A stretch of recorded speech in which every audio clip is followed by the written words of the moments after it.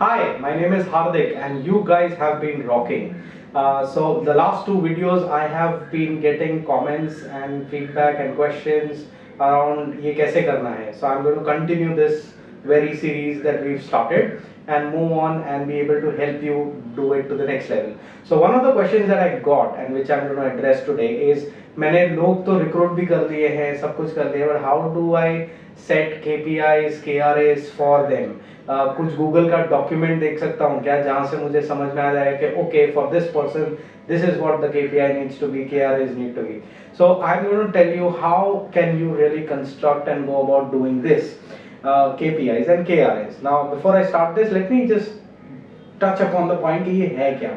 So KPI is Key Performance Indicator, यानी एक ऐसा इंडिकेटर जो आपको इंडिकेट करता है कि परफॉर्मेंस सही है या नहीं सही है या ओके है.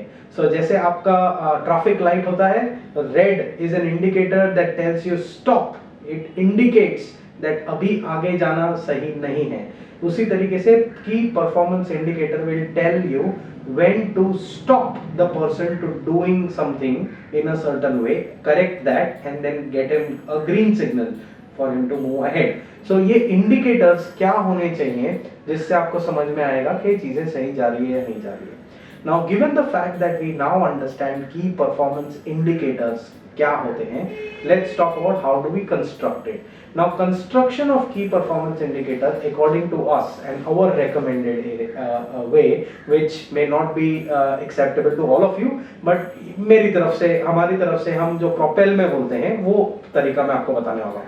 So now to do this, you have to understand this one simple tool, and that simple tool is called SIPOC. Okay, I call it SIPOC. It's called SIPOC. Okay, what does this mean?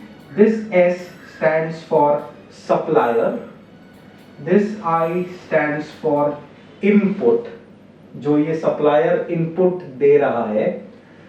This P stands for process, वो input लेकर के what am I doing with it is the process, and जो भी मैं processing कर रहा हूँ उसका output क्या निकल रहा है, which is the end result, and the end result is enjoyed by who, which is the customer.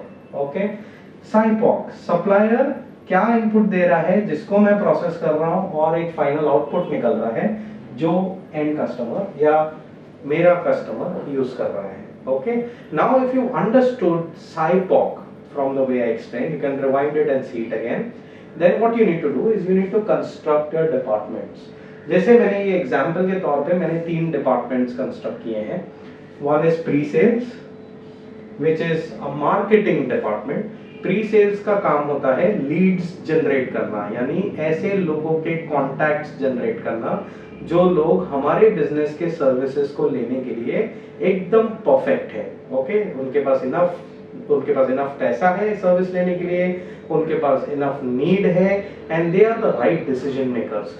These are the right people I should concentrate and attempt to convert them. Okay.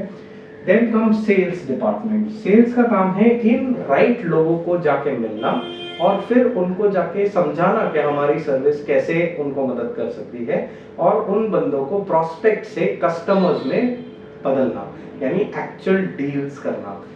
Sales के बाद काम आता है deal होने के बाद जिस चीज पे डील हुई है उस चीज को कस्टमर तक पहुंचाना. अगर कस्टमर ने कुछ प्रोडक्ट लिया है तो वो प्रोडक्ट को कस्टमर तक पहुंचाना. अगर कस्टमर ने ट्रेनिंग सर्विसेज ली है तो कस्टमर तक वो ट्रेनिंग सर्विसेज की प्रॉमिस को पहुंचाना. अगर आप जैसे मैंने पहले वीडियोस में बताया, अगर आप बिस्किट बना रहे हो तो वो बिस्किट को बनाना, एंड वो बिस्किट को बनाना उस तरीके से जो तरीके से आपने प्रॉमिस किया हुआ है. That's the work of operations. Now how does SIPOC and the KPI come together? So have a look.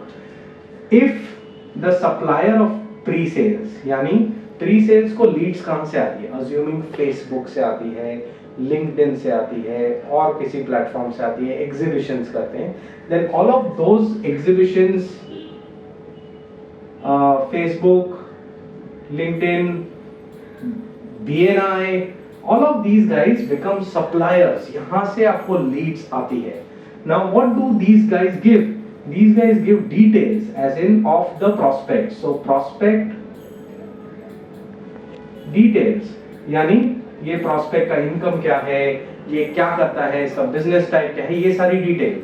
फिर आप क्या करते हो, प्री सेल्स क्या करता है, प्री सेल्स इनको बताता है कि okay we exist, we give you training और we give you biscuits, right, and output क्या होता है, people who are interested in buying. Okay, now ये जो इंटरेस्टेड लोग हैं, ये इंटरेस्टेड लोगों का आउटपुट किसको मिलना चाहिए, ये इंटरेस्टेड लोगों का आउटपुट मिलना चाहिए सेल्स वालों को। सो सेल्स वालों के लिए सप्लायर कौन हो गया, प्री सेल्स। ओके, उसी तरीके से सेल्स क्या करेगा, सेल्स को इनपुट मिलेगा क्या, ये आउट जो इन लोगों का आउटपुट है वो सेल्स वालों का इनपुट हो जाएगा। फिर सेल्स वाला उनसे बात करेगा और वो लीड को कन्वर्ट करेगा। जब वो कन्वर्ट करेगा तो converted lead is what will be the output. This output becomes an input to operations, so that वो ऑपरेशंस उनके प्रोडक्ट को डिलीवर कर सके और कस्टमर तक पहुंचा सके। So if you go to see pre sales से सेल्स, सेल्स से operations. Now how should you go about setting the indicators therefore. आपने ये तो सुना होगा गार्बेज इन गार्बेज आउट, यानी अगर मैं कचरा सामान लेके आता हूं और कचरे सामान से मैं अगर कुछ बनाता हूं तो कचरा ही बाहर निकलने वाला है, right. If my raw material is बकवास, substandard, then my final product can never be great. It is always going to be substandard, right? So now when you're doing KPIs, indicators, who will be the best person to tell you if you are doing your job right? Obviously your customer, right? Operations के pre-sales के case में उसका customer कौन है, उसका customer है sales. So let the sales team decide what the key performance indicators for pre-sales need to be. तो वो लोग बोल सकते हैं कि यार हमें जब सेल से इंफॉर्मेशन आती है, we never get information about the turnover of the company. If we don't know how much this person is earning, we are not becoming efficient on sales. For example, LIC policies बेच रहा है कोई, right? और उसको बड़ी policy बेचने में interest है। अब बड़ी पॉलिसी बेचना है तो ऐसे लोगों के पास जाना पड़ेगा जो HNIs हैं, राइट। अभी प्री सेल्स के पास से वो कितना कमा रहा है उसकी डिटेल ही नहीं आ रही है। So then I am prospecting anybody and everybody, और अगर मैं सभी को प्रोस्पेक्ट कर रहा हूं तो मेरा कन्वर्जन रेट कम हो जाएगा। It is important that sales वाला बोले कि ये इंफॉर्मेशन मुझे प्री सेल्स से चाहिए in terms of output. If sales वाला बोलेगा कि मुझे प्री सेल्स से ये आउटपुट चाहिए और वो आउटपुट दिया है या नहीं दिया है, becomes a KPI, key performance indicator of pre sales. उसी तरीके से ऑपरेशंस, आप सॉफ्टवेयर डेवलपमेंट कंपनी चला रहे हो या वेबसाइट्स बना रहे हो या आप आर्किटेक्ट हो और आपने कॉन्ट्रैक्टर को काम दिया हुआ है, अगर वो सेल्स वाले ने आपको सही डिटेल्स नहीं दी कि इनमें यहाँ पे क्या बनाना है या ये वेबसाइट का स्कोप क्या है, अगर वो सेल्स वाले ने नहीं बताया आपको विच इज द सेल्स वाले का आउटपुट, तो क्या आप ऑपरेशंस यानी आपकी डिलीवरी सही कर पाओगे? Answer to that is no. So who should decide the operations, the sales ka KPI? It has to be the operations team, because operations is the recipient of the output that sales creates. In the same way, operations can also deliver a lot of outputs. Like for example, product बना लिया, packaging को जा रहा है। अब product बना लिया पर packaging के specifications operations ने दिए ही नहीं है, तो packaging वाला जो जैसे packaging करेगा हो सकता है वो गलत हो जाए। So packaging probably needs to then say operations को कि what operations का KPIs need to be. So you draw the KPIs and allow the next department to take control of the preceding department. इससे क्या होगा, आपका पूरा organization साथ में आएगा and you will have the right indicators, because the indicators are dictated by the person who is enjoying the output of every department.